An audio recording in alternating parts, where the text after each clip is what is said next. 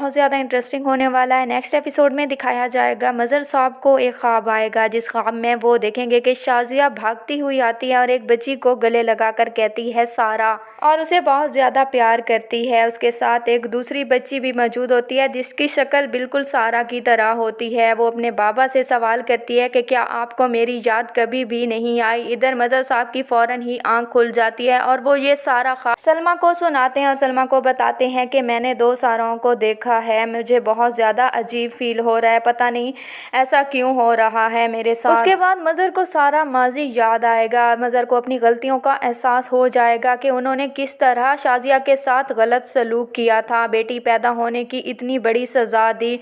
मज़हर को सारा की बहुत ज़्यादा फ़िक्र होगी, उन्हें सारा की याद आएगी और वो सारा को कॉल करके कहेंगे कि अब बहुत दिन हो गए हैं, अब तुम घर वापस आ जाओ, अगर तुमने अपनी दोस्त से मिल लिया है तो तुम अब घर वापस आ जाओ। दूसरी तरफ ज़ारा भी कोशिश करेगी कि वो अपनी माँ वो शाज़िया को कराची वापस लेके जाए, इसीलिए वो शाज़िया से बार बार कहेगी कि आपको कराची वापस जाना चाहिए क्योंकि आपके नाकर्दा गुनाहों की सज़ा सारा ने काटी है। अब आपको मेरे साथ ज़रूर जाना होगा, अगर आप नहीं जाएंगी तो मैं अपनी बहन के लिए ज़रूर जाऊंगी। ज़ारा शाज़िया से कहेगी कि मुझे तो आपने ये कहकर बड़ा किया है कि तुम्हारा बाप मर गया है और तुम यतीम हो, और दूसरी तरफ नाना ने भी बाबा से यही कहा था कि शाज़िया मर चुकी है, इसीलिए बाबा को तो पता भी नहीं है कि आप जिंदा हैं। तो शाज़िया ज़ारा से कहेगी कि तुम्हारे बाप की आंखों में उस वक्त खून सवार था और उसने भी तो दूसरी शादी कर ली है, मैं अब बिल्कुल भी वहाँ पर नहीं जाऊँगी।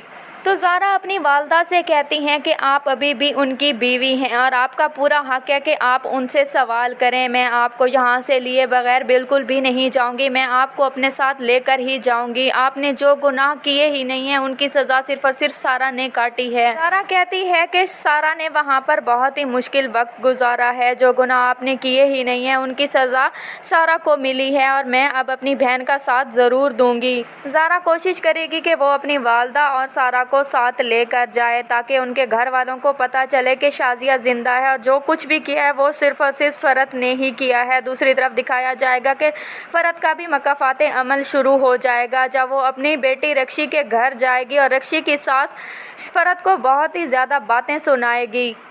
मुनव्वर की माँ फ़रत से कहेगी कि तुमने अपने भाई का घर तो बर्बाद कर दिया, अब अपनी बेटी का घर भी बर्बाद करना चाहती हो क्या।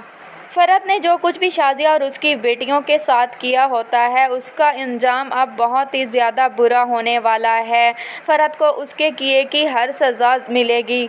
ज़ारा जब फ़रत को लेकर अपने घर वापस आएगी और वो सब बताएगी कि जो कुछ भी हमारे साथ हुआ है वो और किसी ने नहीं बल्कि फ़रत फूफो ने